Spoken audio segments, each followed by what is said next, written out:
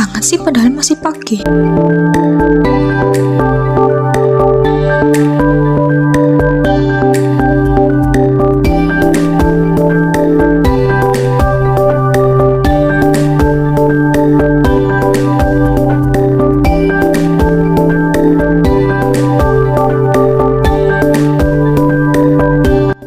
Lah, ini siapa lagi? Orang lagi hamil kok makan jajan sembarangan?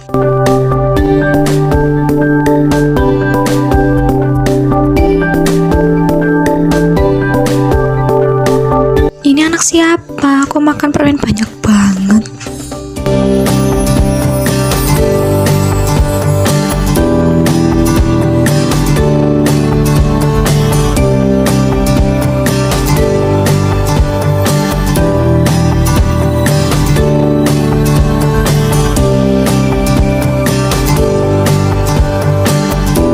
Aduh, masih pagi kok makan jajan yang berat-berat.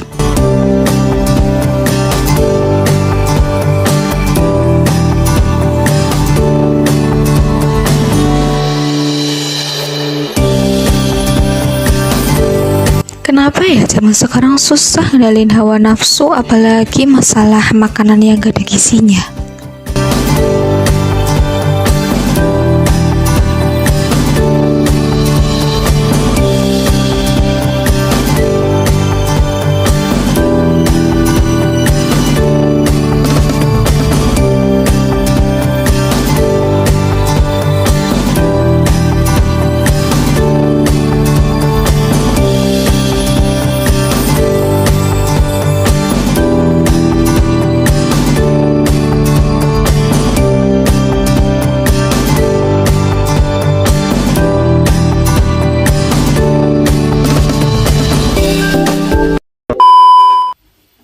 Apa yang dimaksud dengan gizi seimbang? Gizi seimbang adalah asupan makanan sehari-hari dengan jenis dan zat sesuai dengan kebutuhan. Tentunya nilai gizi yang dibutuhkan oleh tiap orang tidaklah sama. Kebutuhan gizi setiap orang beda-beda dan disesuaikan oleh beberapa hal. Contohnya seperti fungsi keanekaragaman pangan, aktivitas fisik yang dijalankan, perilaku hidup bersih, dan proses mempertahankan berat badan normal. Beberapa manfaat gizi seimbang pada setiap periode kehidupan manusia. Pada masa kehamilan, gizi seimbang diperlukan untuk menciptakan janin yang sehat, tidak cacat, dan tidak mudah sakit. Usia bayi akan terbentuknya anak yang sehat. Pada usia 1-3 tahun, gizi yang seimbang optimal sangat diperlukan untuk usia ini. Usia prasekolah dan sekolah, kebutuhan gizi sangat diperlukan untuk konsentrasi belajar, beraktivitas, bersosialisasi, untuk kesempurnaan fisik. Pada usia remaja, gizi seimbang diperlukan untuk mencapai kematangan fungsi seksual. Pada usia dewasa, gizi optimal dan keseimbangan diperlukan agar tercapainya kematangan fisik, psikomotor, mental, spiritual, dan sosial. Ada beberapa jenis zat gizi yang perlu kita ketahui, seperti zat gizi yang menghasilkan energi, contohnya karbohidrat, lemak, dan protein. Yang kedua, gizi yang membangun sel, contohnya protein. Yang ketiga, zat gizi pengatur, contohnya vitamin, mineral, dan air. Macam-macam zat gizi ada 10. Yang pertama, karbohidrat. Jika kelebihan mengonsumsi karbohidrat, maka gula akan meningkat, obesitas, gangguan pada kardiovaskular, hipertensi, dan jantung. Jika kekurangan mengonsumsi karbohidrat, maka akan mengakibatkan malnutrisi, kurus, lemah, tidak ada energi, gangguan metabolisme otak, dan busung lapar. Dan yang kedua, protein. Jika kelebihan mengonsumsi protein, gangguan ginjal, beban kerja hati. Jika kekurangan mengonsumsi protein, maka akan mengakibatkan mudah sakit dan gangguan metabolisme tubuh. Dan yang ketiga ada lemak. Jika kelebihan mengonsumsi lemak, maka akan obesitas, penyempitan pembuluh darah. Jika kekurangan mengonsumsi lemak, maka akan mengakibatkan busung lapar, vitamin yang tidak larut dalam lemak, contohnya A, D, E, K, kemudian penurunan daya tahan tubuh, tidak nafsu makan, dan gangguan tumbuh kembang. Dan yang keempat ada mineral. Jika kelebihan mengonsumsi mineral, maka akan penumpukan zat besi pada organ yang mengakibatkan diare, mual, muntah. Jika kelebihan mengonsumsi mineral, maka akan mengakibatkan kekurangan zat besi, kemudian akan mudah sakit, tidak nafsu makan, kurangnya yodium yang akan mengakibatkan penyakit gondok. Dan yang kelima ada vitamin A.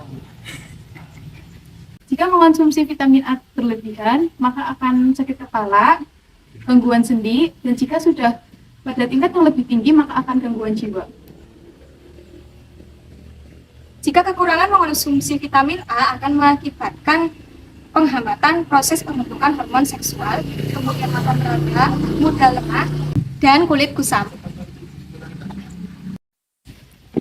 Dan yang keenam ada vitamin B.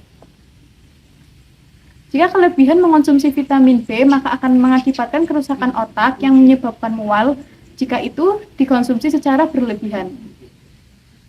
Jika kekurangan mengonsumsi vitamin B akan mengakibatkan gangguan aktivitas enzim dan metabolisme, kemudian akan mengganggu produksi testosteron. Dan yang ketujuh ada vitamin C. Jika kelebihan mengonsumsi vitamin C, maka usus akan lebih terangsang dan mengakibatkan diare.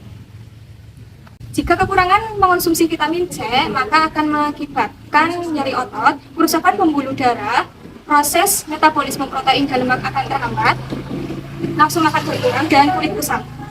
Dan yang kedelapan ada vitamin D. Jika berlebihan mengonsumsi vitamin D, maka akan merusak ginjal dan hati. Jika kekurangan mengonsumsi vitamin D akan menyebabkan penyakit tulang seperti rakitis dan osteomalacia. Dan yang kesembilan ada vitamin E. Jika berlebihan mengonsumsi vitamin E, maka akan meningkatkan tekanan darah. Jika kekurangan mengonsumsi vitamin E akan mengakibatkan gangguan pembentukan hormon seksual. Dan yang ke-10 ada vitamin K. Jika berlebihan mengonsumsi vitamin K akan menyebabkan mual. Jika kekurangan mengonsumsi vitamin K akan mengakibatkan proses penghambatan pembekuan darah, pendarahan, dan penyembuhan luka. Adapun pola makan yang mengikuti 10 pedoman gizi seimbang yang sangat dianjurkan untuk mendapatkan cukupan gizi. Yang pertama, syukuri dan nikmati aneka ragam makanan. Yang kedua, banyak makan sayuran dan buah-buahan. Yang ketiga, biasakan mengonsumsi lauk pauk yang mengandung protein tinggi. Yang keempat, biasakan mengonsumsi aneka ragaman makanan pokok. Yang kelima, batasi konsumsi pangan manis, asin, dan berlemak. Yang keenam, biasakan sarapan. Yang ketujuh, biasakan minum air putih yang cukup dan aman. Yang kedelapan, biasakan membaca label pada kemasan pangan.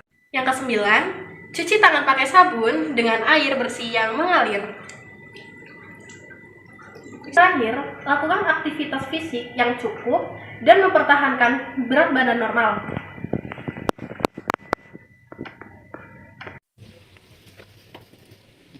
Jangan dilihatin doang, gerak itu.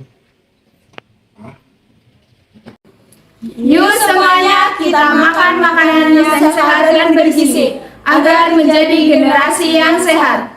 Mari kita jaga kesehatan.